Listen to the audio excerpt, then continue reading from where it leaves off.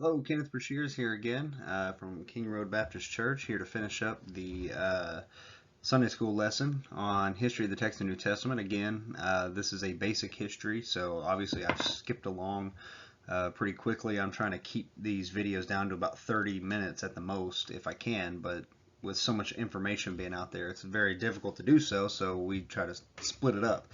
But again, this is basic information. This is surface level. This is something that every Christian needs to know and every Christian needs to take further. All I'm trying to do is lay a basic foundation for you to seek deeper.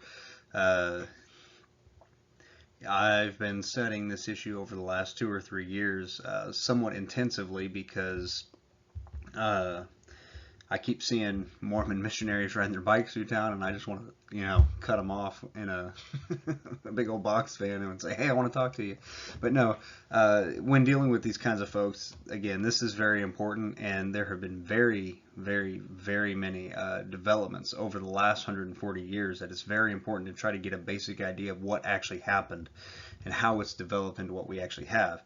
If you remember the first session, I held up a New American Standard, a New King James, a King James, the original 1611 King James, a Hodges and Farstad majority text, a Textus Receptus from 1894, which is 200 years after the King James, over that, more than that, and an original print, reprint, or excuse me, a reprint of the original 1611. So what in the world is it that we have, and is it reliable material?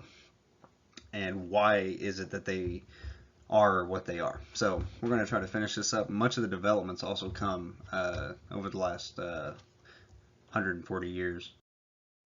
So what we're going to talk about starts in the 1880s. The texts that have come out and the discoveries that have happened, and how the English Bible developed in the 20th century, and basically our understanding of it. Now, when I say Bible, I'm primarily talking about the Greek text, our understanding of the Greek text, because we have to understand what we have in English are translations of this. If somebody, one thing that I would tell an atheist trying to discredit the Bible is I would say discredit it in its original written language. Because that's the language that it was given to us in, with Hebrew, Aramaic in the Old Testament, Greek in the New Testament. Those are the languages that you have to go to try to discredit it. A translation, the King James translators wrote in their preface to the reader, said that even the meanest, I believe it was in that, but the meanest, meaning the lowest of translation, is the Word of God. But you're not going to go to the lowest of translations to try to discredit the Bible. I'll give you an example. Some people tried to take the inconsistency of the King James translating "you shall not murder." One place, a committee said "you shall not kill," another committee said "you shall not murder," and somehow that's a contradiction. It's like, no, that's not a contradiction. They just didn't set the ground rules for saying how you're going to translate that command, or that phrase, "ufan usites." But anyways, uh, another big question that we're going to ask is, how come we have so many translations? It seems to be a joke to a lot of people, and I would agree, but I'm going to explain that a little bit. And then modern scholarship and implications. So let's get started. So first thing I'm going to start with is the 1881 Greek text of two textual scholars known as Westcott and Hort. Now, there is a group of folks. They're primarily on the spectrum of Peter Ruckman, who had some of the oddest views I've ever read of.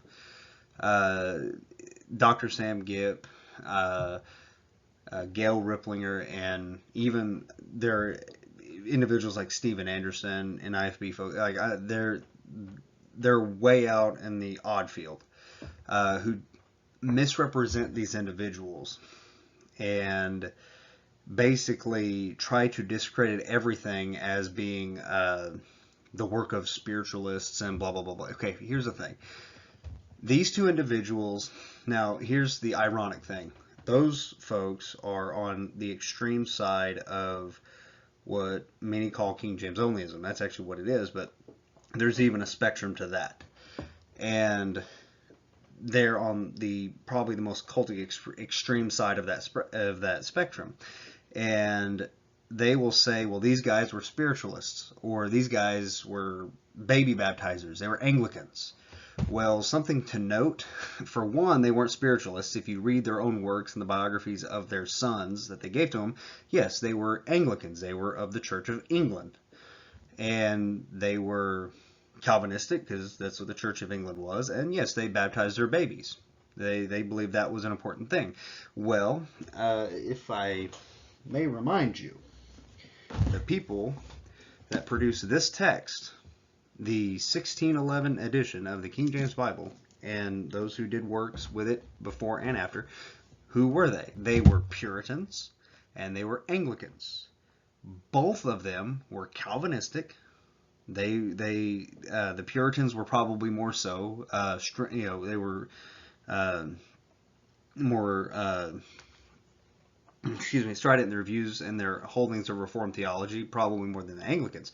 But if you read the Confessions of the Church of England, you're going to find that they held to Reformed theology. They at least leaned that way. As a matter of fact, even though John Wesley came out of that and started the Wesleyan movement, George Whitefield was also an Anglican. And who was George Whitefield? Well, he was a good friend of John and Charles Wesley, and they had their theological disagreements, but they were Calvinists. And so it's kind of ironic that they're of the same exact denominational faith as the King James translators were. So, but anyways, that's not what I'm here to talk about with them, but they are often misrepresented. There are theological differences that I would have with them. There's no denying that. And the other thing that I need to say is that not everything that's done today is based on their work, but we're going to get a little bit more into that. But anyways, in 1881, they produced another Greek text, and they put a lot of heavy emphasis upon Aleph B, or Sinaiticus and Vaticanus. Now, Sinaiticus, give you just a brief history on that. You can go and read Konstantin von Tischendorf's first-hand account of how he discovered it. No, it was not found in a trash can. No, it was not about to be burned. Basically, when he went to St. Catherine's Monastery, he went there a few times, and the first time he was there, he noticed that they were burning scraps of old paper that happened to be from the Septuagint, which is the Greek translation of the Old Testament, just stuff they didn't need anymore, and they were burning it. Now, this was a monastery. You can read about monasticism and all that. But anyways, a steward of his, who basically tended to him while he was there, he wanted to give him a published copy that he did of the Septuagint, and his steward said, "Oh, I have one of these, let me show you." And he goes to his room, goes to what we'd call a closet, pulls out something covered in a red cloth, and presents it to him, and lo and behold, that was Codex, what we now call Codex Sinaiticus. I discussed that a little bit in the second session. You can go back, but it was a 1,500-year-old work at the time, and it was at that time the oldest complete work of the Bible that we've ever had. Now it's more of a Christian library. There's so much that goes into it, but anyways, continuing on. Now, as far as their spiritualism, you'll hear that you will hear that thrown around a lot. Spiritualism, that they were spiritualists. Now, if you actually go back and read what they believed, what they wrote, and what their sons wrote about them, you'll find that that is completely false. As a matter of fact, I believe it was Westcott's son that writes of him that he dropped out of a guild, or a club, if you would, because they wanted to look into spiritualism, a form of spiritualism, and he says that's not going to lead to any good, and so he just left. He quit them, and that's something that we would actually excuse me, that we would actually give props to. It's like, hey, you stood up for what was right, something that was right, biblically. But anyways, Westcott himself actually wrote this. He says, many years ago, I had occasion to investigate spiritualistic phenomena with some care, and I came to a clear conclusion which I feel bound to express in answer to your circular. It appears to me that in this, as in all spiritual questions, Holy Scripture is our supreme guide. Now, every Orthodox Christian that I know, I mean, Orthodox is somebody who holds to the Scriptures, to the concept of sola scriptura and whatnot, would agree with this. Okay? I observe them that while spiritual ministries are constantly recorded in the Bible, there is not the faintest encouragement to seek them. The case indeed is far otherwise. I cannot therefore but regard every voluntary approach to beings such as those who are supposed to hold communication with men through mediums as unlawful and perilous. I find, in fact, of the incarnation, all that man, so far as I can see, requires for life and hope. That sounds pretty Christian to me. That does not sound very spiritualistic. So again, you can go and read their first-hand works, let their works represent them. But anyways, so that being said, they had their 1881 Greek text, which I think they had about 2,000 extant manuscripts known at the time. But they did give a lot of undue weight to Sinaiticus and Vaticanus. Now, they did say that where the Western text and the Byzantine text agree, they did admit that that reading should be taken. But anyways, the first legitimate translation, as in something that was done by committee, just like the King James was, in English, was the English Revised Version of 1885. Now, that was done in Britain.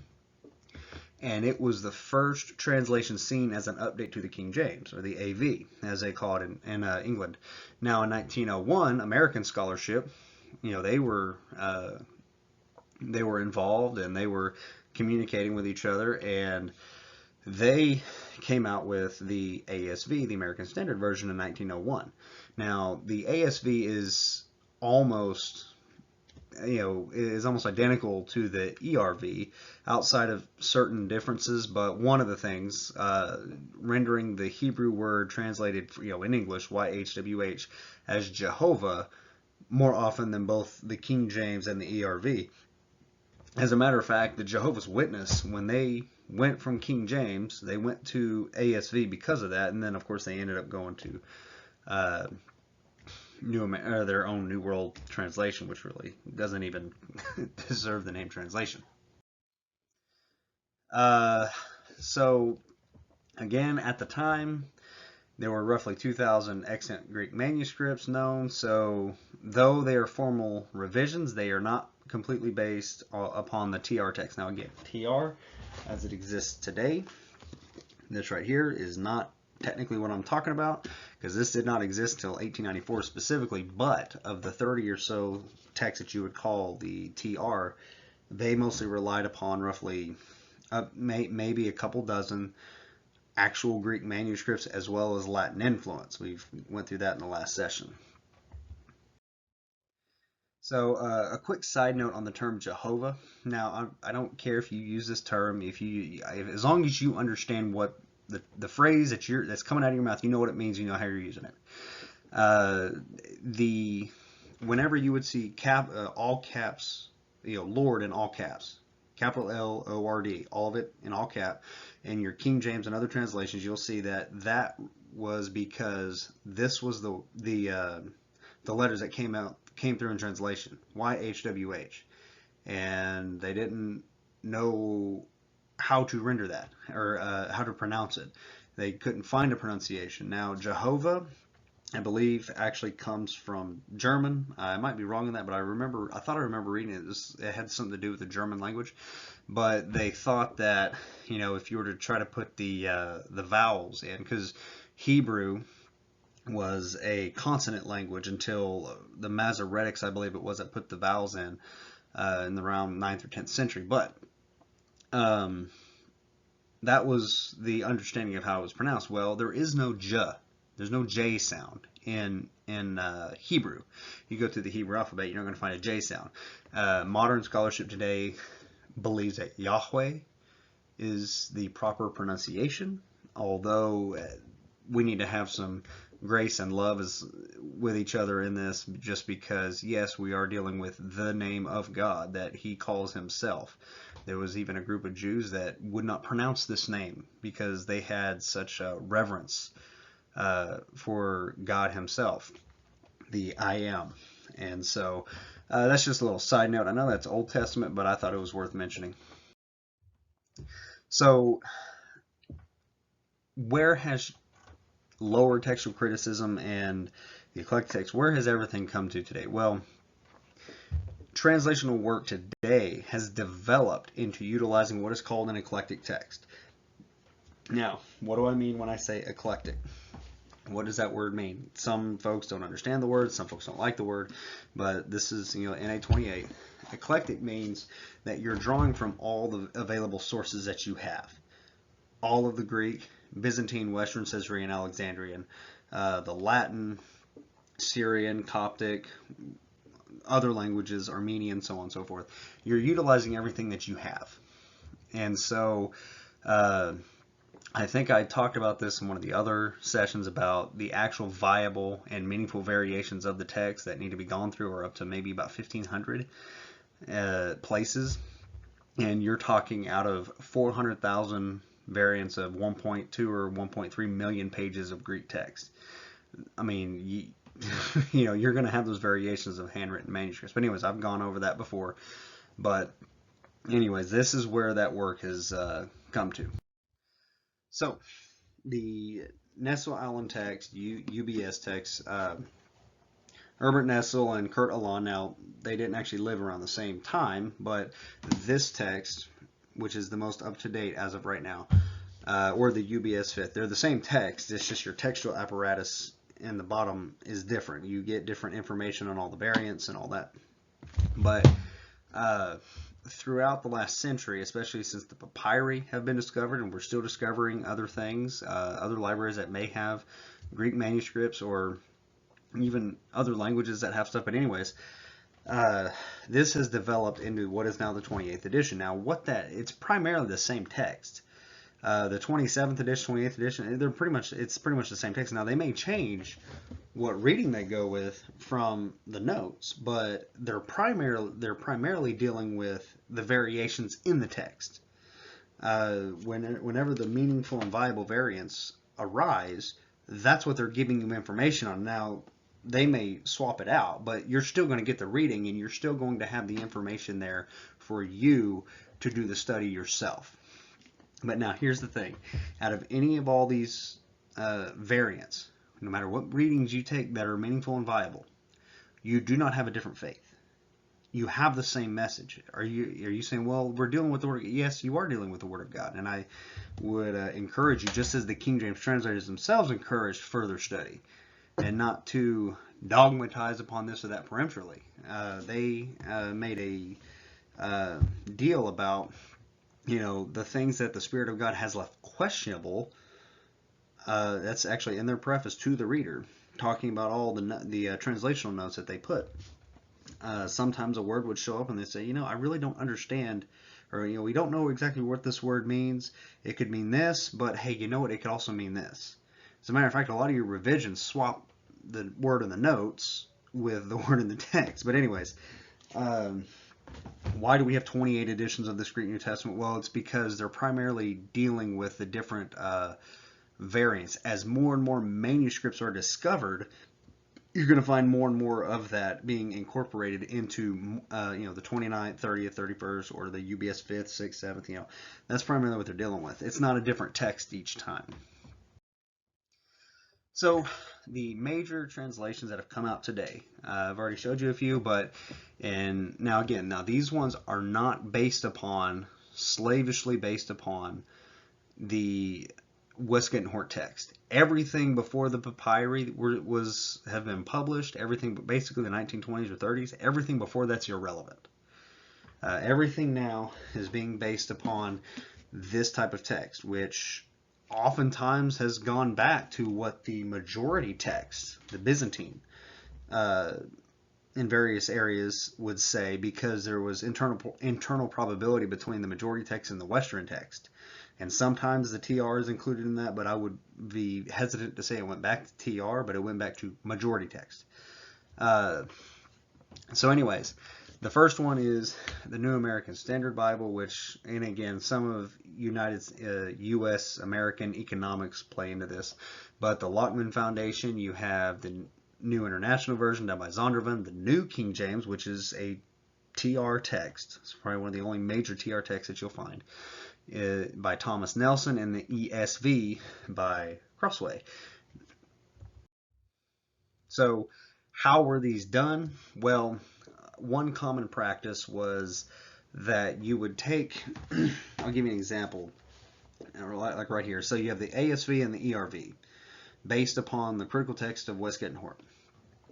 The ASV was used as a base text of the RSV, in which the ESV uses as a base text, the NRSV, the New American Standard, and some of the paraphrases like the Living Bible. But now here's the thing. What they did was they sat down that text and they said, is this reading appropriate? And then if it was, they kept it. They may have reworded it to update the English, maybe, basically what the New King James did. Or if the reading did not clearly communicate, then they revised it. Or if they saw that it was a mistake, then they revised it as far as the translation was concerned. Almost every Bible that you find was done that way. Not all of them, but most of them. The King James, I believe, was done that way. I believe the Bishop's Bible was the base text that they used, and then they consulted the Geneva and other Bibles. But anyways, that was the base text that they used. Very few are done fresh. So, real quick, over here on the left, you have the modern TR majority text translations, Young's Literal. You try reading that. That's a fun one to read. I reference that one oftentimes. The New King James, Green's Literal, and the MEV or Modern English Version. Those are your. Now, when I say majority text, there is no real majority text English translation. So I don't get that wrong there. I don't think we actually have one. There might be one out there that someone's done, but not one that was done by an actual committee, such as and published by someone like Thomas Nelson.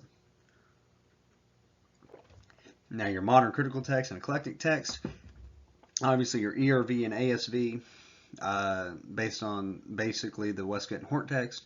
But now I've put them in different colors here to make sure that it's differentiated, that the NASB and Amplified, the NIV, ESV, HCSB, everything now, that is based upon the modern eclectic text.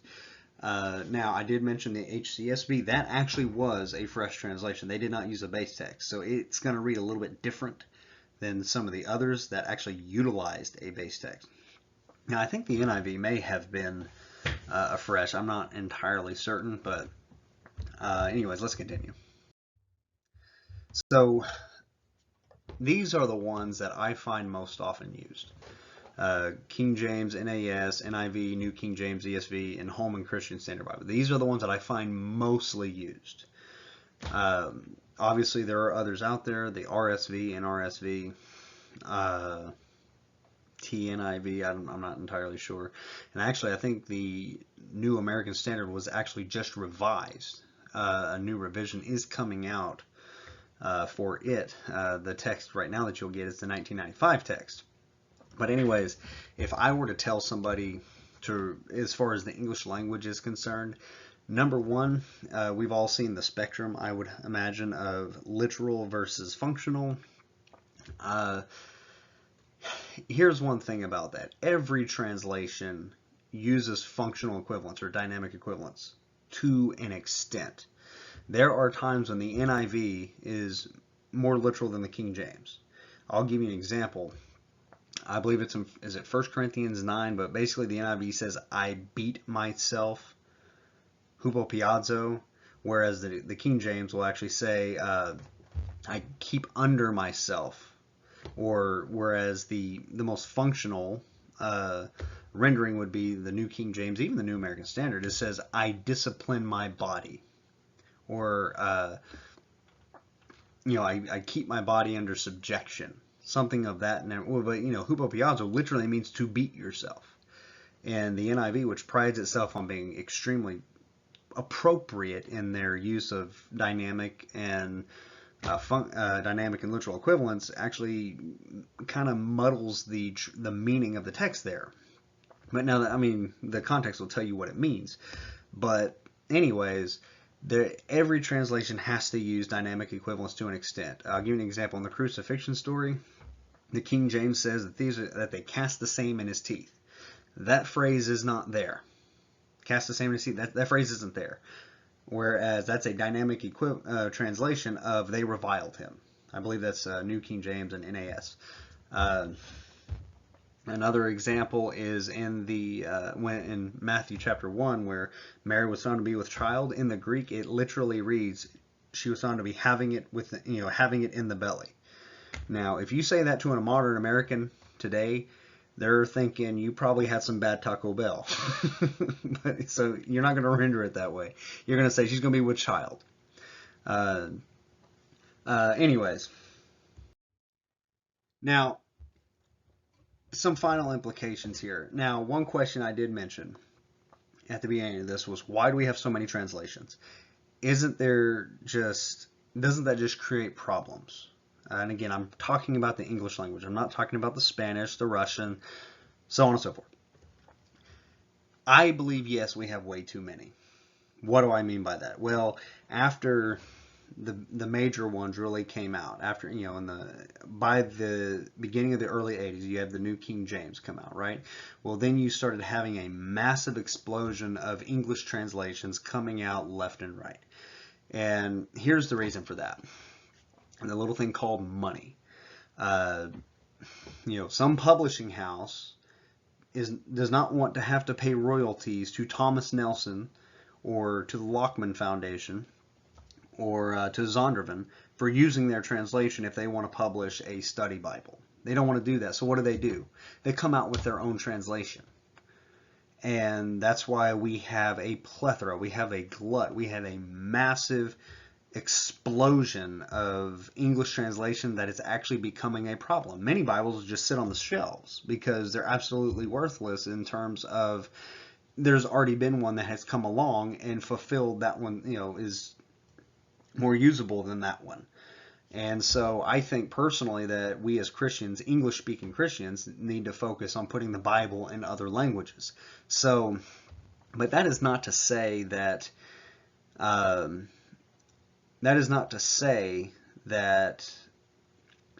you're going to have a different faith if you're going to use those. Now, there are some garbage modern translations, don't get me wrong. Some of them are worthless. I would not ever use them. I'm sorry. I don't mean to sound bad. I'll give you an example. The NIV is probably the most popular around the world right now. Around the world. Not necessarily in the U.S. amongst conservative groups, but in the world, I think over 60% are NIV. I have a lot of problems with that particular translation because it has to do with how much liberty they're willing to take in translation methodology. I'll give you an example. We know dynamic equivalence versus literal equivalence or formal equivalence.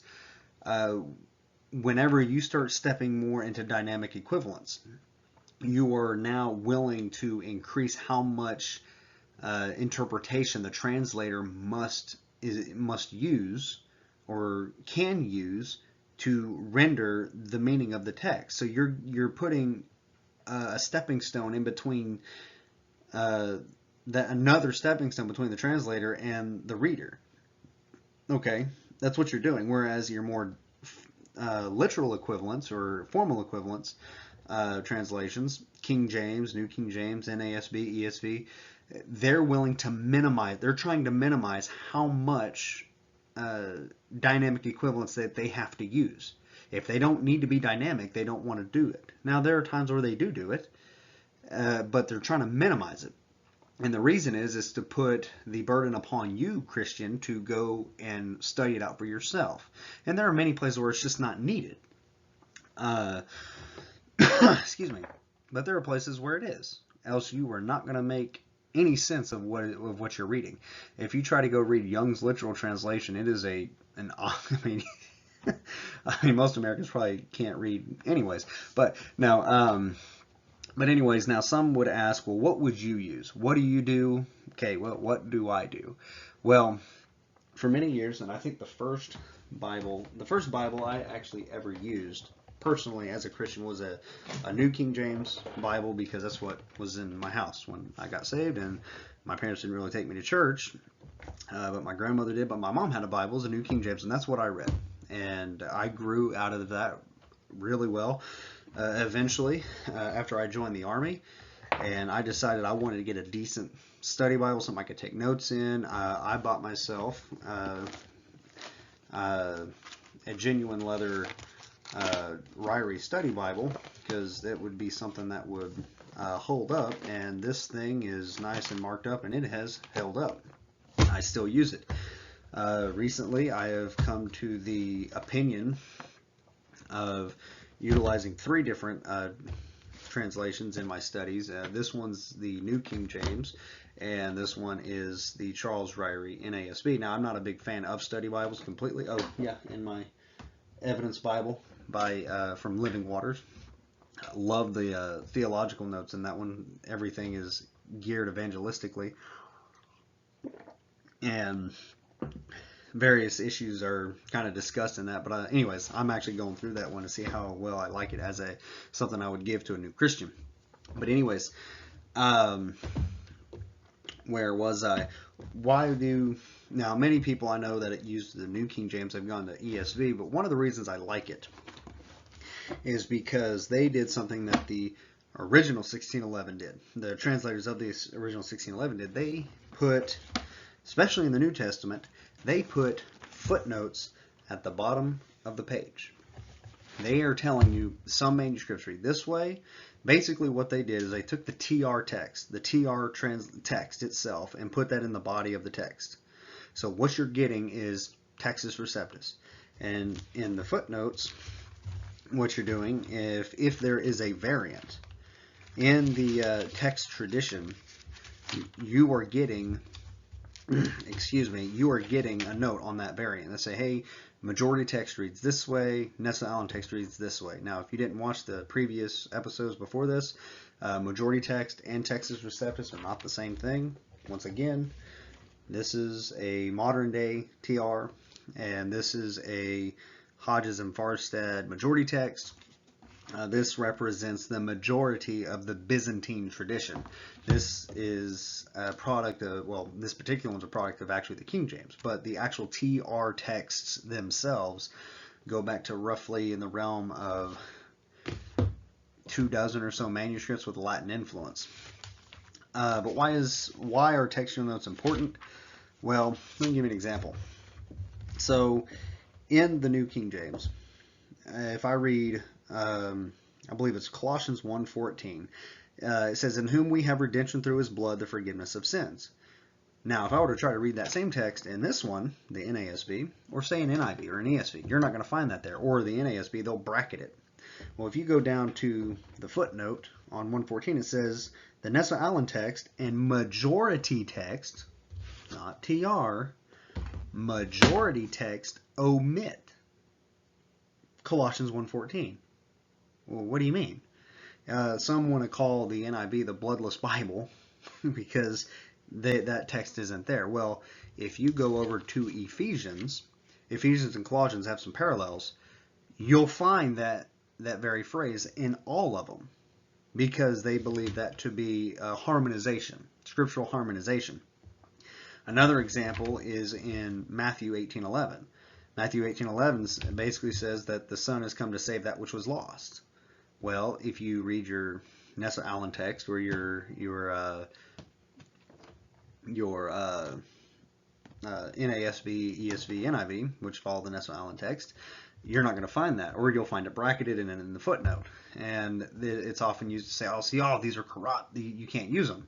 Well, if you go to Luke 19:10, you find that phrase.